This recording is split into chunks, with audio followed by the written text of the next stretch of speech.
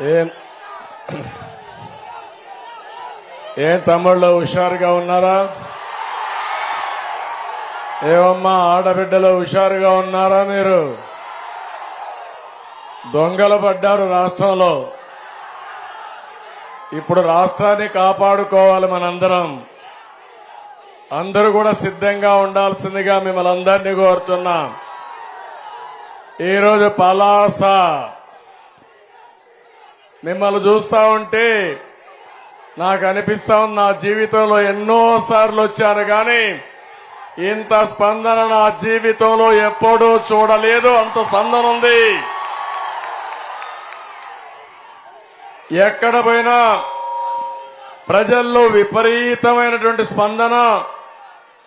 అదే మరి ప్రభుత్వ వ్యతిరేక చాలా స్పష్టంగా కనపడుస్తా ఉంది.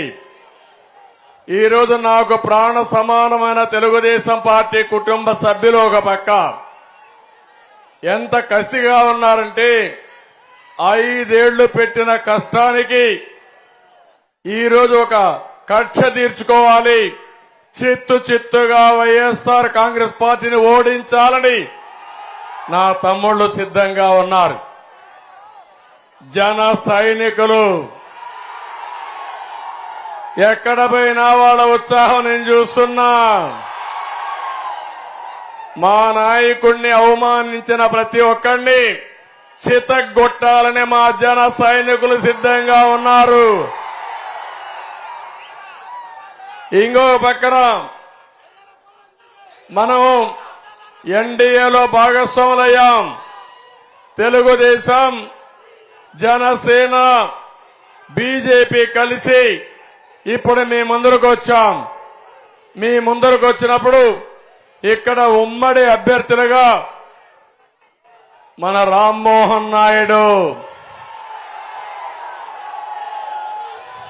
ఎంపీ అభ్యర్థిగా ఇక్కడికి వస్తారని నాకు ఈ జిల్లాకు వచ్చినప్పుడు ముందుగా నాకు గుర్తొచ్చేది నా మిత్రుడు ఎర్రం నాయుడు.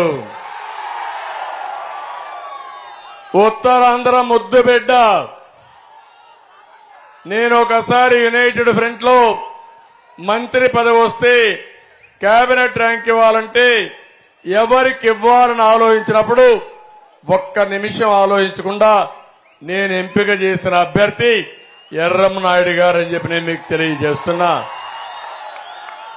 ఒక సమర్థవంతమైన నాయకత్వాన్ని ఇవ్వగలిగే శక్తి, తెలివితేటలు, కలుపుగోల్తనం ఎర్రమనాయుడుకు ఉన్నాయి. ఈ రోజు ఎర్రమనాయుడు లేని లోటు తెలుగుదేశం పార్టీకి తీరని లోటు. అయినా కూడా ఈరోజు రామ్మోహన్ నాయుడు కూడా తండ్రికి తగ్గ బిడ్డ.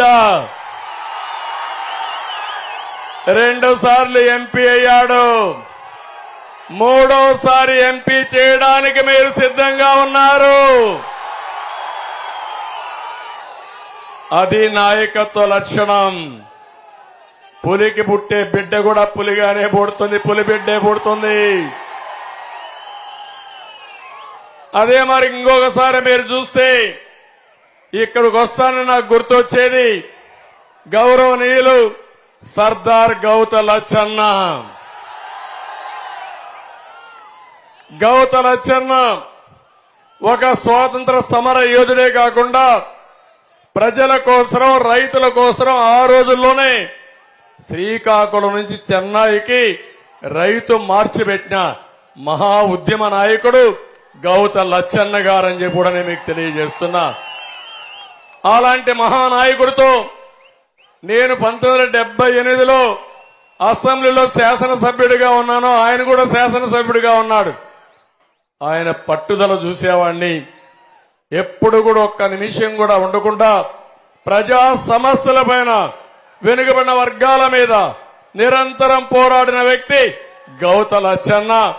ఆ తర్వాత గౌతు శివాజీ కూడా ఆయన కుమారుడుగా రాజీ లేని పోరాటం చేసి ఈ నియోజకవర్గానికి ఎనలేని సేవలు అందించిన వ్యక్తి గౌత శివాజీ అని చెప్పి నేను మీకు తెలియజేస్తున్నా.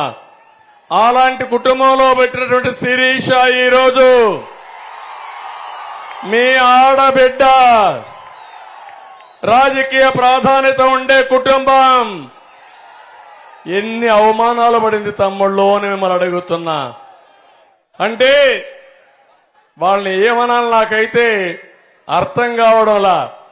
ఒక్కసారి ఎమ్మెల్యే అయిన వాడికే ఇన్ని తోకలు వస్తే 3 తరాలు రాజకీయాలు చేసే వాళ్ళకి ఎంత ఉండాల తమ్ముళ్ళు పవరు? ఆ పవర్ ఉపయోగిస్తే వీళ్ళు ఏమవుతారు తమ్ముళ్ళు? వీళ్ళ తప్పు కాదు, పెద్ద సైకో చిన్న సైకోల్ని తయారు చేశాడు తమ్ముళ్ళు. అది బాధ. మా ఆడబిడ్డలు గుర్తుపెట్టుకోవాలి ఆ విషయం. ఇక్కడికి వచ్చినప్పుడు నాకు ఒక ఇది వస్తుంది. శ్రీకాకుళం కొత్త కాదు, ఉత్తరాంధ్ర నేను రావడం కొత్త కాదు, 40 ఏళ్ల నుంచి వస్తూనే ఉన్నా. మనం ఉద్హూదును చూశాం. ఉద్హూదు కంటే స్పీడ్ గా నేను విశాఖపట్నానికి వచ్చి ఆ రోజు ఈ ప్రాంతాన్ని కాపాడానా లేదా అని మిమ్మల్ని అడుగుతున్నా. 12-14 రోజులు విశాఖపట్నంలో మకాం వేశాను. కలెక్టరేట్ కొట్టుకోబోయింది. అయినా కూడా బస్సులోనే ఉండి తిరిగి మిమ్మల్ని అందరినీ మామూలు మనుషులు చేసిన తర్వాత తిరిగి హైదరాబాద్కు పోయిన రోజులు అవన్నీ. ఇక్కడ తిత్లీ వచ్చింది. నాకు సమాచారం తీసుకుని రాత్రంతా మేలుకొని తుఫాన్ని పర్యవేక్షించి ప్రాణ నష్టం లేకుండా కాపాడి తెల్లవారితో నేరుగా ఇక్కడికే వచ్చాను. పలాస కేంద్రంగా పెట్టుకుని 14 రోజులు ఇప్పుడే దసరా కూడా పండగ చేసుకోకుండా దసరా పండగ కూడా ఈ బాధితులతో మీరుతోనే చేసి ముందుకు పోయిన పార్టీ తెలుగుదేశం పార్టీ. ఆ విషయం మీరు గుర్తుపెట్టుకోవాల్సిన అవసరం ఉంది.